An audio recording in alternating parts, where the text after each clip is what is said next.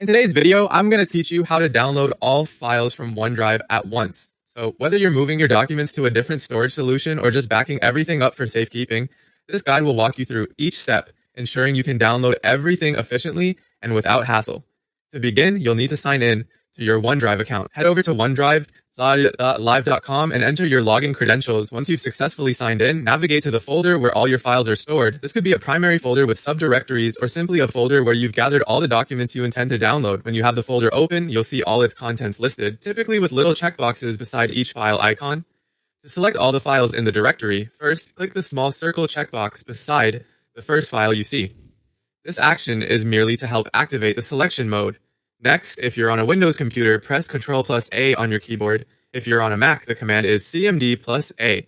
This keyboard shortcut is an easy way to select all items in the current folder quickly, without having to click each file individually. With all your files now selected, you'll notice that a few extra options have appeared on the OneDrive interface. One of these is the download option, conveniently located in the top menu of your screen. Go ahead and click that download button. What happens next is quite handy. OneDrive will automatically compile everything you've just selected into a single, compressed folder, also known as a zip file.